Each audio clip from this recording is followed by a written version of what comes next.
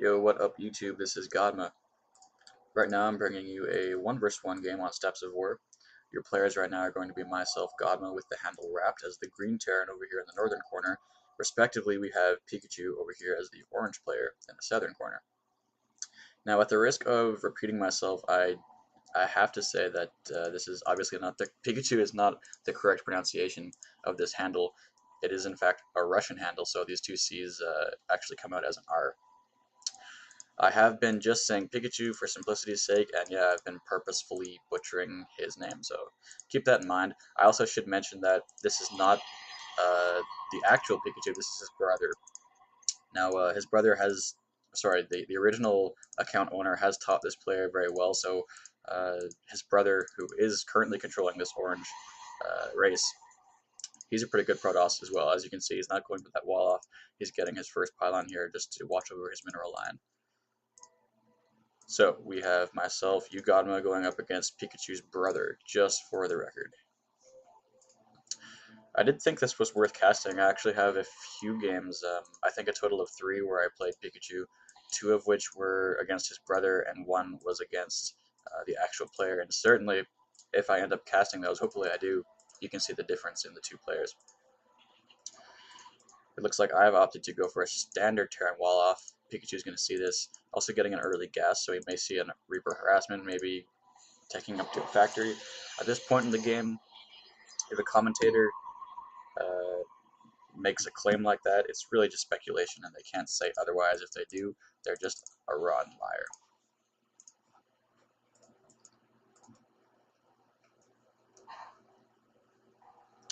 Queuing up that second supply depot from somewhere, I believe I shift-clicked it from my SCV that was attacking, so maybe that's why it's delayed. Orange claiming that he made a mistake somewhere. I don't exactly know what he meant, and I try to get a response from him, but I don't think he does reply. Don't remember him replying anyway. So a double gateway actually from Pikachu, probably going to be investing in some infantry just now, transferring those probes to his refinery, getting my orbital command right now. Finally placing that supply depot, getting that second refinery, so certainly, oh excuse me, hit the wrong button. Certainly going to be working up the tech tree.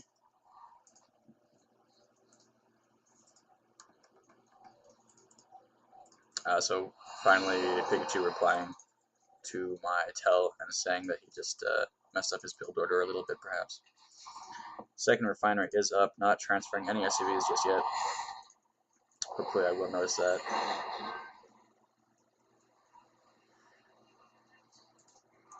Apparently not, but at the same time I'm getting that second barracks, so maybe leaning towards some Marauders. Yeah, my first Marauder is coming out. Actually, I cancelled that. I am, in fact, going to be going for that Reaper. 2 Zealots here now at Pikachu's front door. Just now transferring to that refinery, so it could be argued that I wanted to mine minerals for a little bit longer, but it's really not cost effective to do that. In the end, it was just a mistake not transferring those SUVs quicker. As far as the orange Protoss race, he is now also operating off of 2 refineries. Got that first sentry out now, so perhaps going for that Zealot sentry build that we see lots of high-level Protoss players do. My first Reaper is in play. It's going to require some decent macro to get away from that sentry. Or micro, sorry, I often confuse the two, but we'll see how that ends up. I certainly don't want to be going in through this front door. Okay, at least I am avoiding the front choke right there. Hopefully slipping him behind. I don't think Pikachu sees this, and even if he does, he's not reacting quick enough. Finally, my Reaper now working his way towards the mineral line. Pikachu's attention is now on this Reaper, so yeah, pulling those away. That's going to halt his economy pretty significantly. This Reaper now has 1 kill, 2 kills now. So at least this Reaper was successful in halting the economy. Not the best micro here, as that Stalker gets 1 too many hits, and I expect this Reaper to go. I expect it to go down, excuse me, and there she goes.